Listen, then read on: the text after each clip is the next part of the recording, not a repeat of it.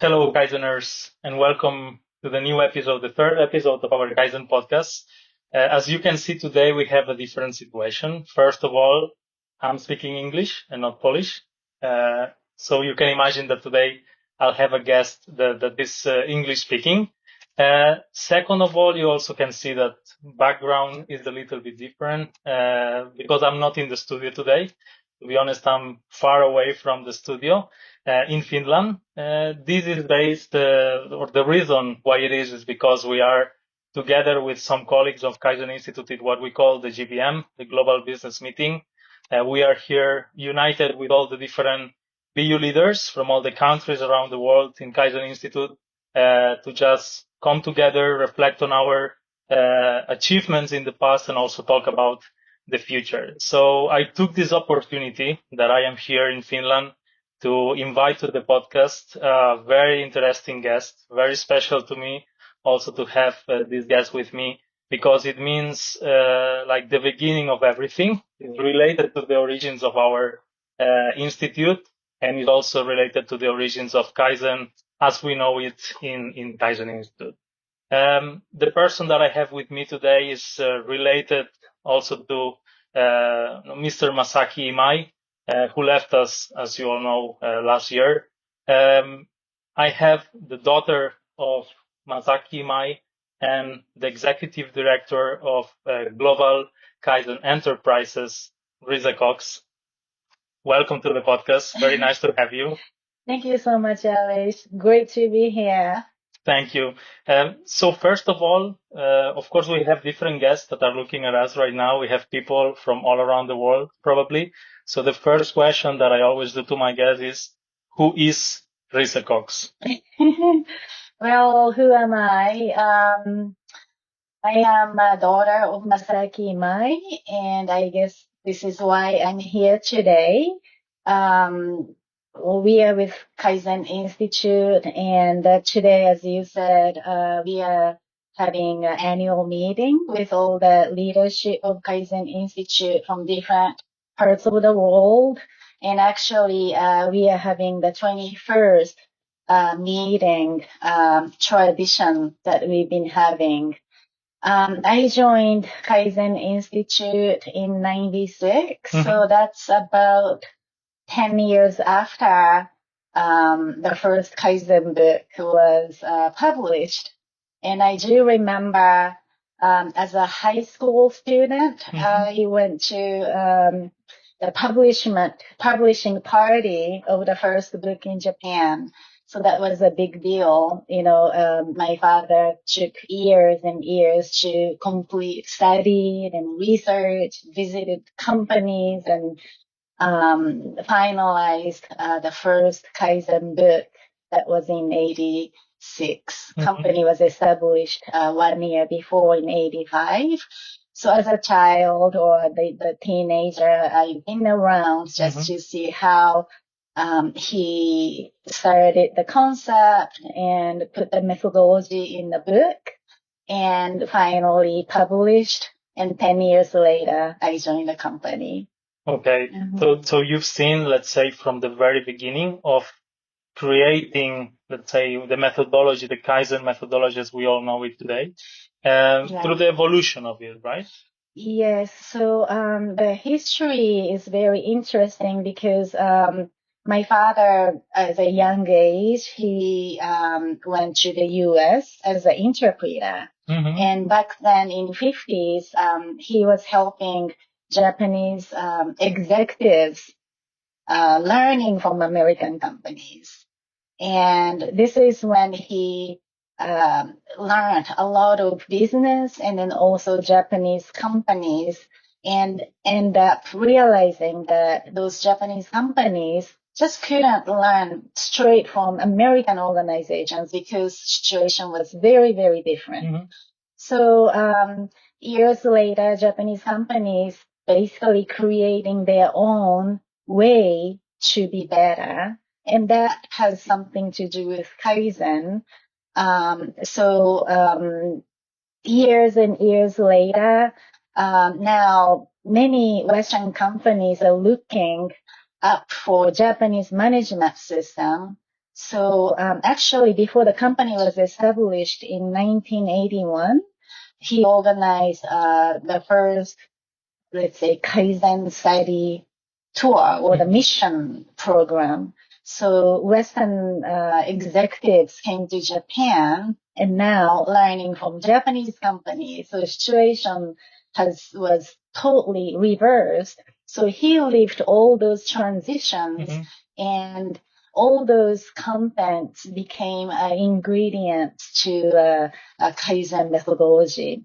So, because that is very interesting to me, that as we are taught in the evolution of the methodology, first, as you mentioned, like Japanese management wanted to understand how American companies do, but then it was the other way around when all the methodology was evolving and Americans were looking at it like, what are they doing that they are being so profitable and they are increasing their numbers on in that scale? What are they doing that is much different from what we are doing? So it was completely a change of the mindset also for Japanese people and also for American people, right? So Risa, let me just go back to you right now, like to your story, because I know you were born in Japan, right? And Yes. you started your life, let's say, in Japan. But how was also your, let's say, growing up with the Japanese culture, but also with the Kaizen methodology as part of the Japanese culture? Is it something, maybe I will put it that way, does Kaizen come to you during your life as a method of the Japanese culture, or you were already introduced through Masaaki and their teachings, let's say, with the evolution of the methodology as we know it today? In Japan, I would say Kaizen is a way of life. It's nothing special or it's not something you pay attention or think about it. I remember as a child, or, like you may have a Kaizen week at school or in town. Sometimes, the special time that you think about Kaizen, but it's more like, kind of, how you can do better in a normal way. It's not really difficult or methodology or anything like that. And Kaizen term is used just everywhere. Teachers gonna tell you, let's Kaizen. That means like just do better, that, right? And then just having some mindset to do a little bit better. Let's work harder. All those, the word Kaizen, improvement is everywhere. It's embedded into normal day's life. So nothing special. Okay. Yeah. And what is the origin, from where it comes from in the Japanese culture? Is something that it's been there always? How do you relate to Kaizen as part of the culture? How was it created or built? I think just you hear all that. It's just one of other, let's say, words that have positive meanings. This kind of soul, no? Like like a soul of the word itself. Yeah. And also, naturally in Japanese culture, teamwork's always emphasized. Like in the school, the younger age, this group unit is very important than the individual unit. So the school teaches, of course, everybody has to study and do better, but often this group unit is emphasized and respected. So I think naturally, maybe this has something to do Kaizen from the work perspective as well. As a group unit, and then in a school, kids are exposed to different responsibilities. Example, if you visit typical grade school in Japan, lunchtime, you have your own role, maybe your team, small group of you and your friends. Today is your role to serve the lunch. Okay. Right? And then today is your role to clean the classroom. And so discipline and the group unit and some idea of, okay, let's do better, which is Kaizen, they are all integrated in the everyday life from the young age. And do you feel this also in you as a person, like related to maybe outsiders, like people that is not from Japan? Do you feel this difference that, for example, in yourself, that you have this mindset of being all the time thinking about improving yourself or about how we could do things differently from some specific activity that you do, even on your daily basis, than other people have in their own cultures? I think to some degree, I feel, yes. Nothing that, outside of Japan, people are not trying harder or they don't respect the teamwork. It's not like that. It's just that I think from the culture point of view, Japan or the Japanese people have been emphasizing that unit and the respect for the others. And naturally, that becomes, let's say, normal behavior. So it's not a confrontational culture. It's more like what can we do better together? So this is this teamwork, and instead of pushing my opinion, it's more like as a group, let's think about what we can do better. That's really the basic culture aspect that school age, people and students, the small age people that they're going to start kind of experiencing in that way. Okay. Very interesting to understand also, because we always hear about the stories of how Kaizen is embedded into the Japanese culture and how it's more a way of living than what we discuss between ourselves in the business part of how the Kaizen methodology as it was created. But I always felt also that like this kind of mindset was always part of the Japanese culture. There was something that is there and that they have from the very beginning since they are child. And that's why I wanted to ask you that, to understand also how this relates to the specifics of the culture and how you are raised versus how other cultures, for example, do it on their own, or the other traditions, the other ways of doing that they have on their culture itself, right? One of the things that I also wanted to talk to you is about how Masaaki Imai and the work that he did, how also impacted you on your personal life growing up. Because of course, let's say that on your moment of growing up through the different stages of your life, Masaaki also evolved the methodology and evolved himself as the father of Kaizen that we are mentioning. So how was growing up also with him? How was his influence also on your life in Kaizen, with the Kaizen methodology and also outside of it? I think Kaizen methodology is something that I learned a lot more in the later years, as he published a book, and then as a company we are helping our clients. But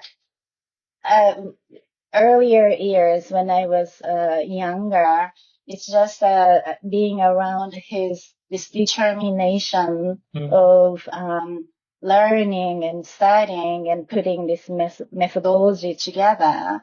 And that, I think, had a very huge impact on me. And then with that, also, this Kaizen culture, how we should do better is naturally probably influenced me as a person, when you're studying or just normal day, day-to-day just living. And then also, we are talking a lot about Japanese culture, but he was also very exposed to foreign cultures as well. He's known of a person in Japan that he's always traveling, he's always going somewhere. So I think he was really qualified, not only because he's Japanese and then knowing this Japanese aspect of business or the culture or everything, but knowing what things were like outside of Japan and how companies are behaving or thinking. I think that had a lot of actually impact on him and also on me, that understanding, how Kaizen can help and why this methodology is good. So I think this international understanding of the cultural differences probably also had the great impact on me growing up. And you think that you are bringing this to the next generation, to your daughters, for example? You feel that as well? Yeah, I hope so. Well, I hope they catch whatever positive, as always, not if any negative things, so, they can forget about it. But if anything that they can consider positive, definitely I want them to, catch and absorb and as much as possible. Yes, right? Yes, yeah. Also, you mentioned that one of the things that Masaaki was doing was also dealing with traveling, going abroad and understanding other company cultures and how what he learned, studied in terms of the Kaizen methodology could help them. That's how more or less was created the company, or the purpose of the company. What is the main differences that you would highlight in his work when he was going abroad and looking at companies that are, of course, not Japanese in other countries, either if this is Europe or this is America? What is the main challenge that you remember was always in there having these experiences? I think he identified very quickly the difference where Japanese companies tend to pursue for longer term view. And let's say, historically, many Japanese companies, they're family companies, that they consider employees as an asset and like a family. So historically, those are the background. Now, big companies are becoming more corporation-like, maybe even westernized, but the attitude towards the people, employees being always different in his view, in his the learning, and always having this long-term view that Japanese companies have is really the good essence of the success for the Japanese companies. So in that way, like, do you feel that also all Japanese companies have Kaizen as a way of doing, or not really? Yes, as much as Kaizen is a Japanese word and used everywhere and, deep in the day-to-day life, I think Japanese companies not all Japanese companies are necessarily Kaizen companies. And what I mean by that is, Kaizen mentality is something that it doesn't come naturally. So management has to, really nurture and consciously put in operations and to create this excellence, right?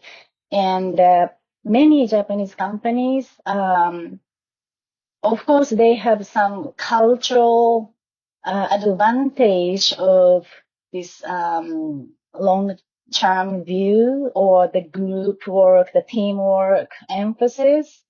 from Kaizen point of view, they might have a lot of ways or the operations and flows disrupted, or, the fundamental Kaizen aspects may not be pursued. So when we go to Japan and you visit different Japanese companies, still sometimes you say, wow, great company, because they're pursuing those Japanese Kaizen the methodology.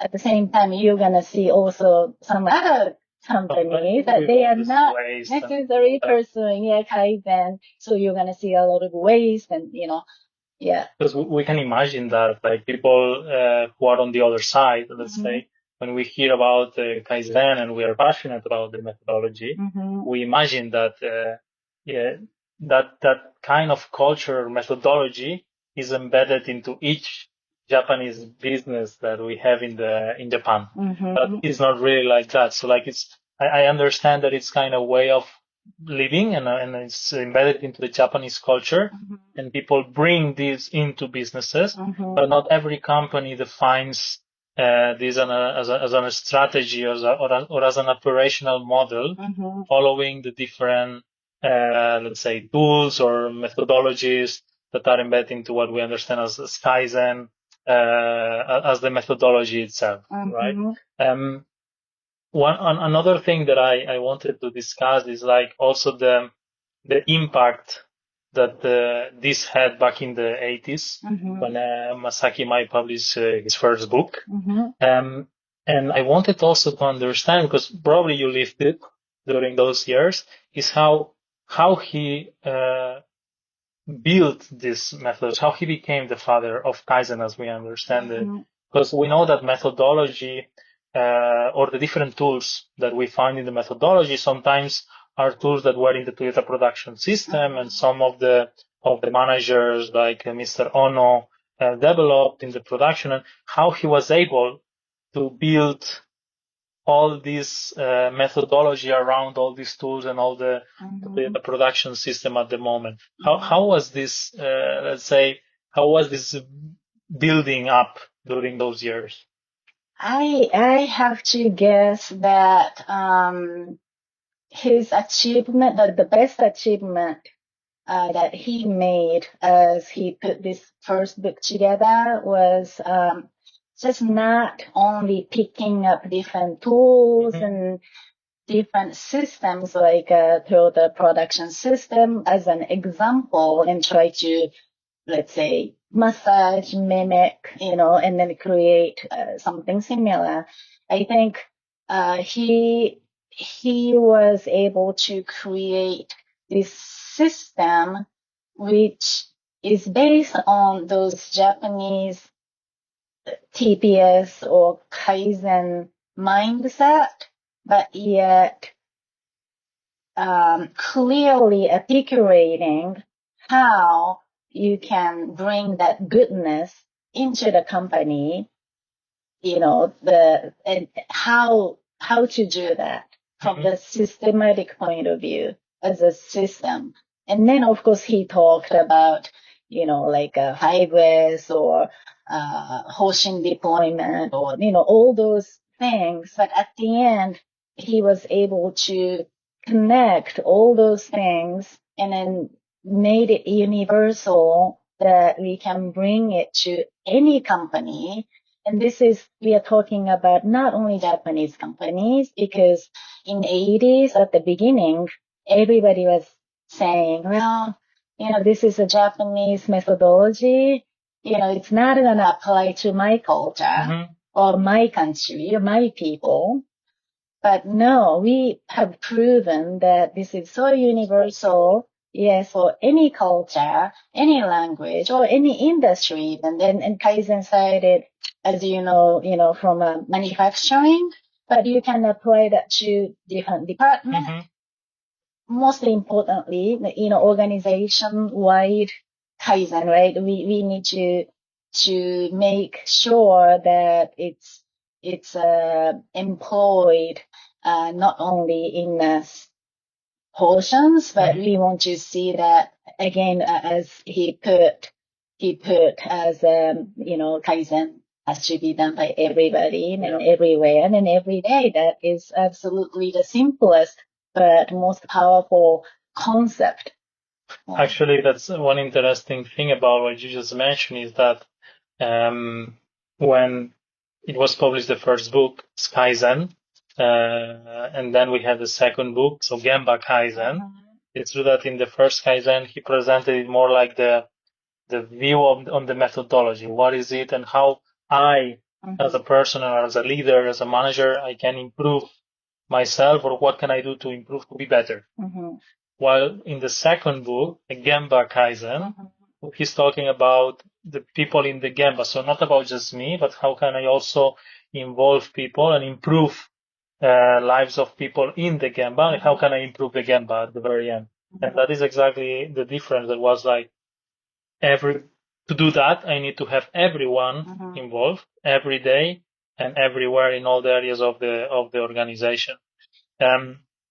This brings me to another topic that I think is also quite interesting. That is the evolvement of the methodology itself, because we are talking about something that started in the 80s, and now we are 2024 right now. Yes. How you also mentioned that you joined the company in the 96, but also on the, let's say, moving forward with the evolution of Kaizen.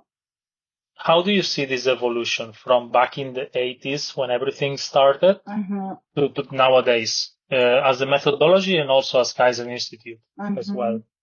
Yeah, methodology-wise, again, starting point was heavy manufacturing. The Toyota, let's say, perfected this Toyota production system. And so it was very easy to be applied to manufacturing area. So naturally, our clients and where we were helping in Gemba tend to be in manufacturing area. And then also using tools like this Hoshin implementation and different things. It took, I think, a longer time to be able to use Kaizen methodology in different areas, maybe probably because of the starting point being manufacturing, or again market, and then the companies realizing, this is so powerful that we can be benefiting from Kaizen.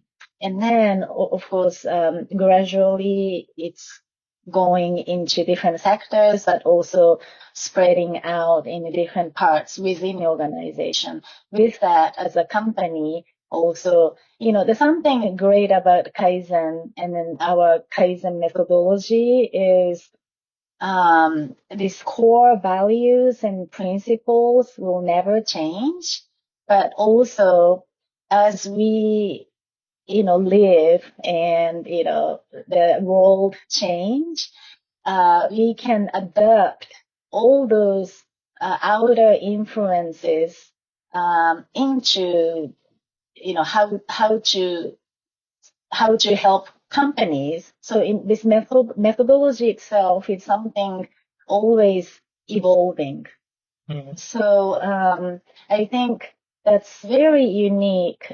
We have a consulting company where we can say we created this methodology, and this methodology is universal, and this methodology is always also improving according to the outer influence or reality of client situation or market, or right, the world's changing so fast. It's nothing like how business were run in 80s.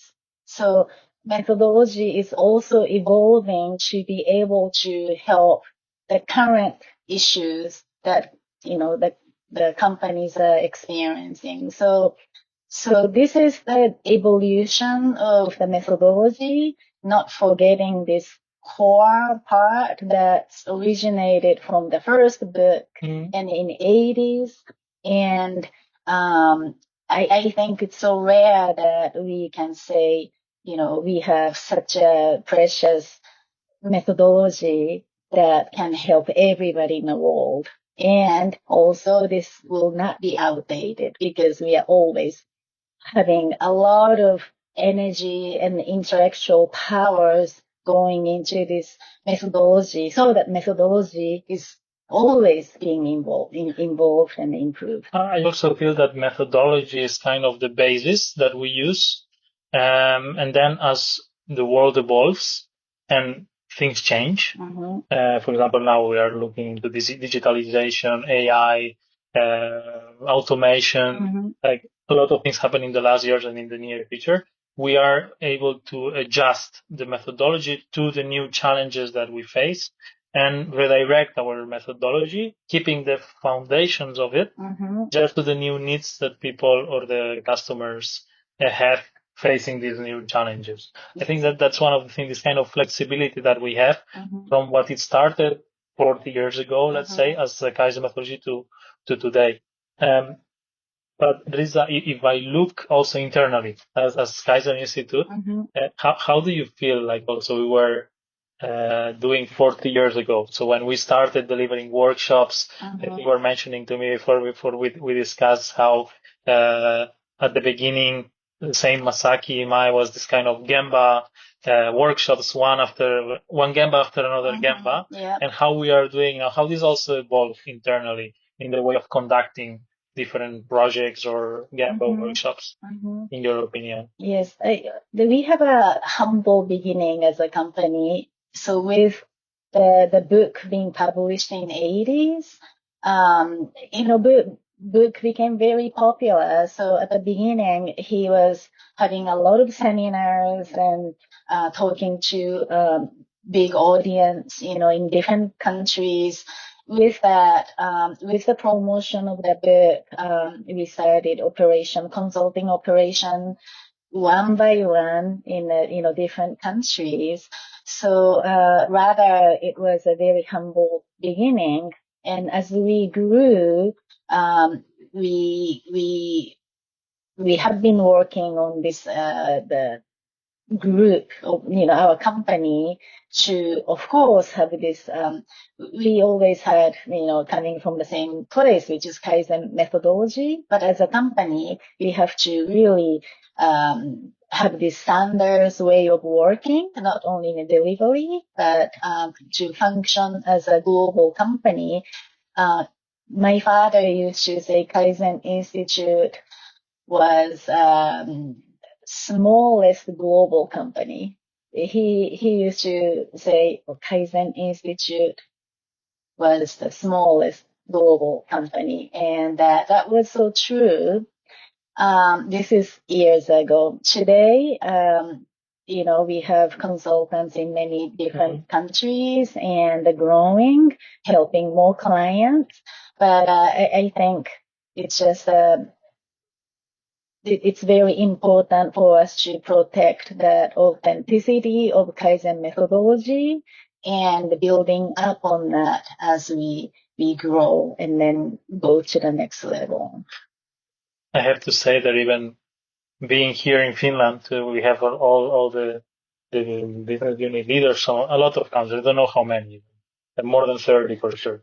And it's true that they feel like kind of a family between us.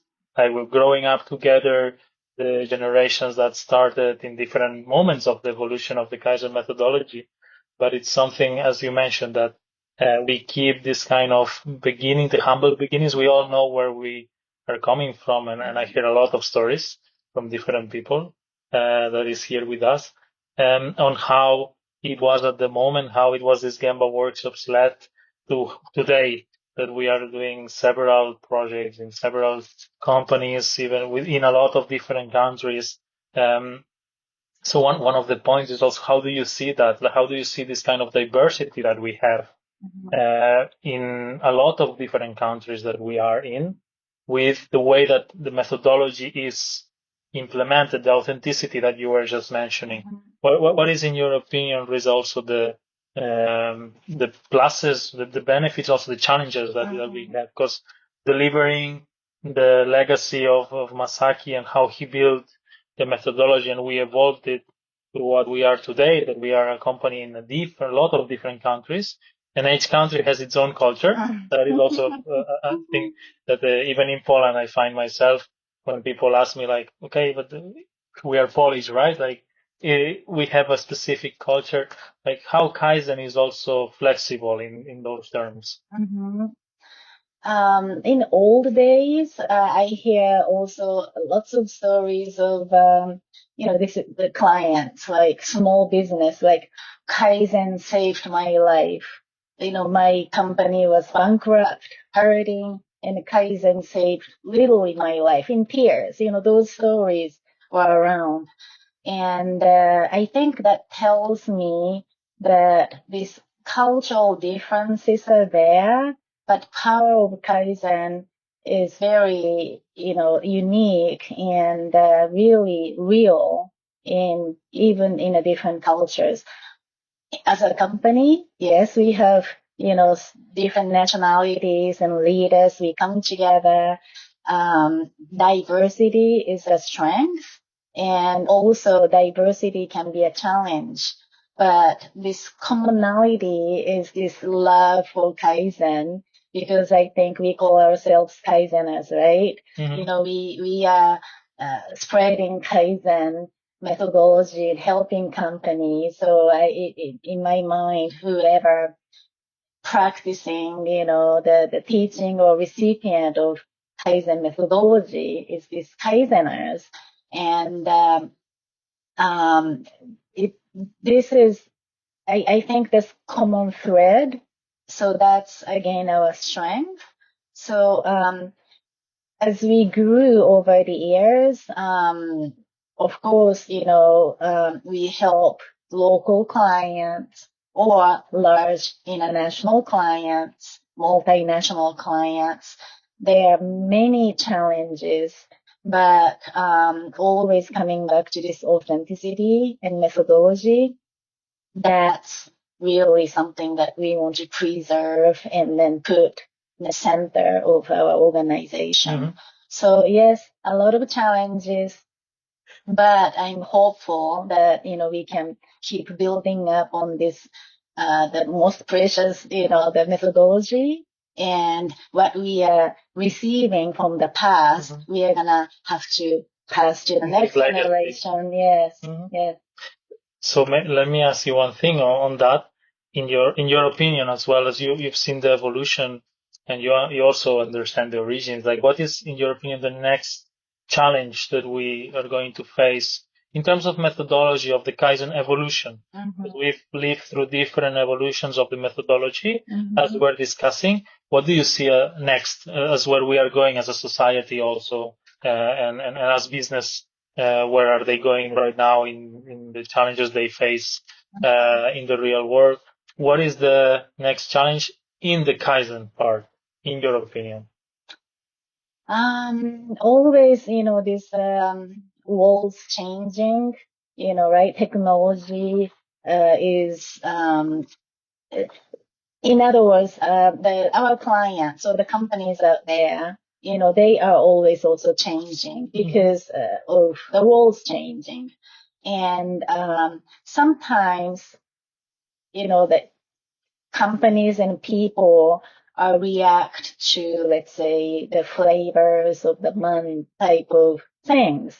So we need to be able to help clients, companies, for their needs, and somehow, kind of knowing what's sustainable, what's long lasting, mm-hmm. versus what's just at the moment. Mm-hmm. May not be that critical, but it's a popularity thing at the moment in business. Mm-hmm. You know what I mean? It's just that, so we need to decide and kind of work hard on how to preserve what's long lasting, not losing this authenticity of the methodology, and keep adding value to our offering to the clients. Our Kaizen system is, as we talked about earlier, always evolving. So we have our responsibility to make sure whatever the improvement we are making should be something sustainable. Mm-hmm. Yeah, and then that is we need to know our core to be able to determine, that all the changes we may be making, improvements we may be making to our offerings and the methodology itself. We are not changing methodologies, but we are deepening our methodology in terms of what we can do to help our clients. I guess also adjusting it to the challenges that our clients have at the moment. Right. Rather if it's, I don't know, disruptions on their supply chain, if it is digitalization and artificial intelligence, if it is, for example, we were discussing this week, ESG as well. So also like how do we use the methodology and we keep the authenticity? Because that's what you mean to build on the issues of that our customers have, but without losing the legacy that we got, right? In that way. If we try to put some solution to all the problems, so that we can help clients, it's not really organized, right? So we have to have this system, that's our standard.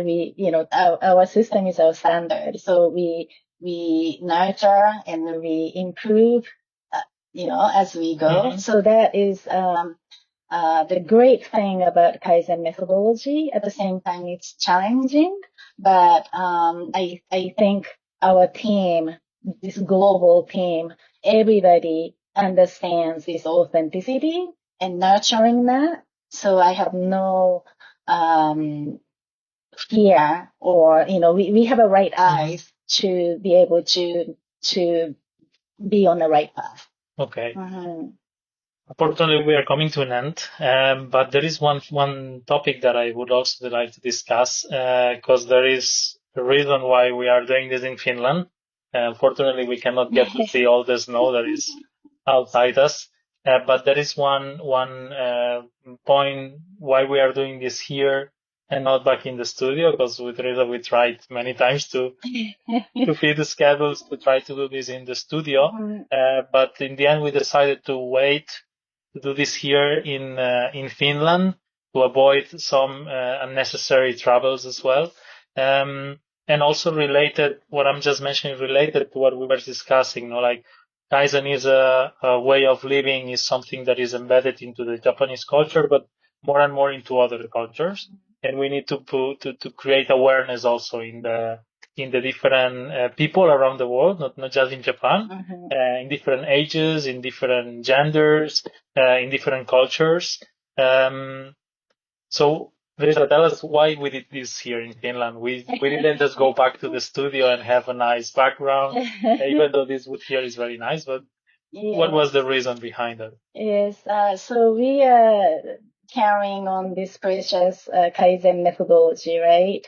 And Kaizen Institute was founded in 85. And after almost 40 years, we are helping so many organizations around the globe. I really believe it was my father's intention also to help the world with Kaizen.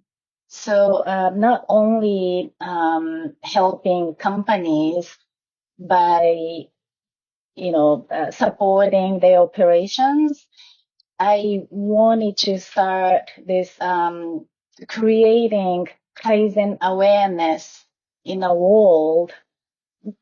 What I mean by this is, let's say some group of people in a world that they know about Kaizen. Great. They know Kaizen, so they can utilize that concept. There would be another group of people who don't know about Kaizen. And I want them to know about Kaizen. Like many people know sushi, right? Probably sushi. Many people. Who may not know sushi, maybe, I don't know. And that can be a very small amount of, group of people now. So I would love if people can know the term Kaizen almost as much as example sushi. So we created this the non-profit type of activities, organization to spread the awareness of Kaizen. And this is called KAFCIA. It's Kaizen Association for Continuous Improvement Awareness. This is NGO. And what we do is we use Kaizen methodology and help certain organizations where they can benefit from Kaizen, learning about Kaizen, and we make in a sense some difference. So this is a new attempt or new activities we are started. It's not a Kaizen Institute, it's a KAFCIA effort. And the people like yourself and then some other Kaizeners, they believe in it, so that you volunteer sometimes to create these Kaizen awareness opportunity while supporting the society in some way. So as we are trying to create those opportunities where we can help those organizations. Example, maybe in here in Finland, recently we helped Red Cross for a few days, and then just make some improvement planning, and so that they learn about Kaizen, they can use it going forward. So it's a multiplying the benefit of Kaizen by us being able to teach in a small way. So the target, I also understand, that is to bring, as you mentioned at the beginning, Kaizen to as much people as possible, and what are the benefits of Kaizen, but not related purely to business. No, this is not for profit. It's another way of thinking. Also, the people who don't know about Kaizen, right? And also there are people that they know something about Kaizen, but not necessarily this Kaizen methodology. So what I mean by this is, again, in Japan, Kaizen, if you say Kaizen, either it's normal word for improvement, or in business, many people think Kaizen is a small improvement. It can be a suggestion system or QC circle or small improvement activities. But when Kaizen Institute or my father created Kaizen, it's a more systematic methodology, right? So KAFCIA's mission is also teaching this real benefit of Kaizen, not just only small improvement, but we hope that we expose the people who don't know about Kaizen so that they can use to create better, more effective activities if they are helping other people, or if they are helping environment or stuff like that. So we started creating such efforts. I really felt bad. I really wanted to go to Poland, but also at the same time, we wanted to be conscious for environmental issues. And so I'm very thankful that you're accommodating this recording right here in Finland, combining to our business meeting. So I'm very, very happy and appreciate you doing this. So I think it was also natural to find this kind of solution. Also looking at the values that we want to represent, also as Kaizen Institute. And also regarding to KAFCIA as part of the activities, it is true that we were discussing earlier this year some of the activities that we wanted to put in Poland. and that is one of the activities. You mentioned the activities in Finland with the Red Cross, which were more related to the organization, to the NGO of Red Cross, but also in Poland we started to do some specific activities, as you know. Yes. Even though we directed a little bit more to education of the young generations, but also in that direction, to bring awareness to specific sector of people that maybe they don't know Kaizen as the benefits of Kaizen, and we are trying to do that in Poland in the next months. Little taste of it, what we are doing, just also for our audience in Poland. In the next months, we are together with Risa, because Risa, of course, is supporting us with doing this with KAFCIA. We are preparing a series of Oxford debates with different schools around Poland. We are going to have also a partner that is teaching us on the Oxford debate as it is, and we are, as Kaizen, we are bringing the methodology, the knowledge on what is Kaizen and how can we achieve some benefits from the methodology. And we are going to have several schools around Poland participate on this. I think we are looking at around 8 schools that will be with us, and we'll have some lectures about the Kaizen methodology, the foundations, and some basic tools that we are using on our daily basis.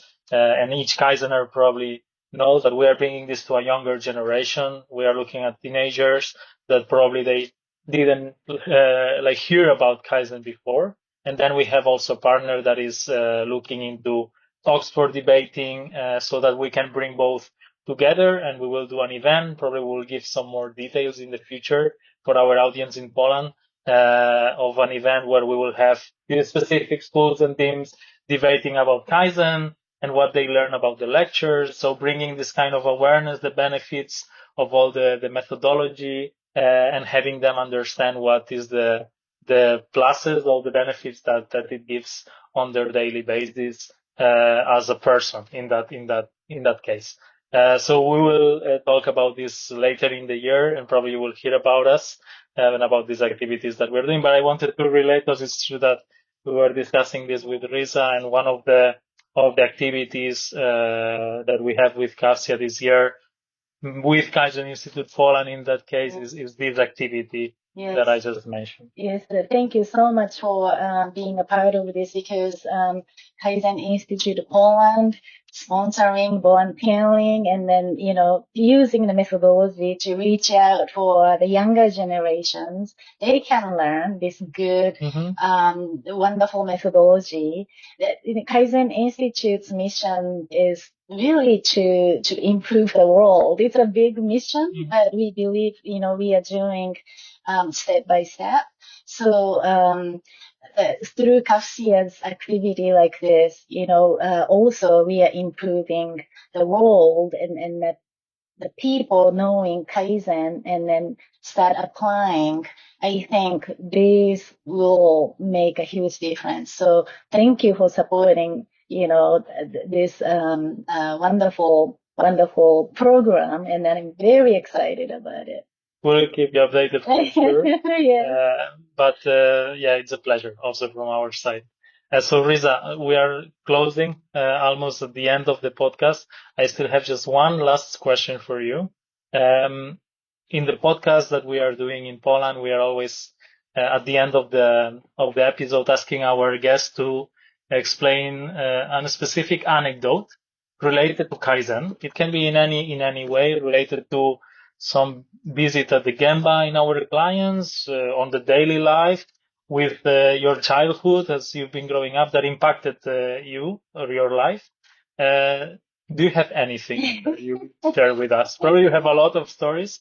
But yes, a lot of stories and a lot of great, things probably I can talk about. But one thing that came to my mind recently, maybe I can share about it.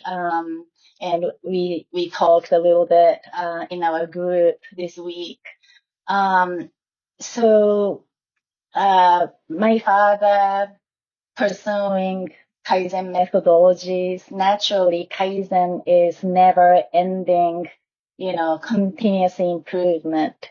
So, he's been a very funny and, friendly person. But when it comes to Kaizen, he was also very strict because he knows there are always things to do. Company can improve, right? And the skills can be improved. So, we lost him last year, and now looking back, a lot of wonderful memories, but at the same time, when he's talking about businesses and the Kaizen journey, I really can picture him sometimes shaking his head and saying, "Mada mada." And "mada mada" means in Japanese, not there yet, or falling short. And, I don't know why, but I started thinking just him saying "mada mada" for some reasons, just quite often. And every time I think about it, it's a good lesson that, okay, we have to apply that to ourselves because it's so true. The Kaizen is this never ending, unattainable perfection that we are chasing. So, sometimes we celebrate our, performance and what we achieved. I think it's very important because that gives, the motivation to ourselves and the company and the people and clients. But quickly, we should think about, okay, we are mada, we are falling short. So what can we do? What else can we do? And I think this has this answer to the competitiveness, that what Kaizen teaches. So, I just wanted to share how often I think about him saying this mada word. I don't know why, but it's a good lesson, I think. Not only, for ourselves, but all the Kaizeners, I think it's a great lesson. Thank you, Risa. Thank you very much for finding the time, also organizing the meeting here, and also for all the inputs that you gave us today. I would like to just finish the podcast. We are reaching the end, the last point. I'm always handing the farewell of the podcast to my guest. But again, I would like to thank you very much to be here, talking to me, to also share all your knowledge and all your experiences with our viewers. So Risa, last part, I'm handing it to you to close the podcast today. And thank you again. Well, thank you, Aleix. Thank you so much for inviting me here today. And thank you, everybody, for listening. And I think, again, I cannot say how wonderful Kaizen methodology can be. We are all pursuing it. We are loving this concept and believing it.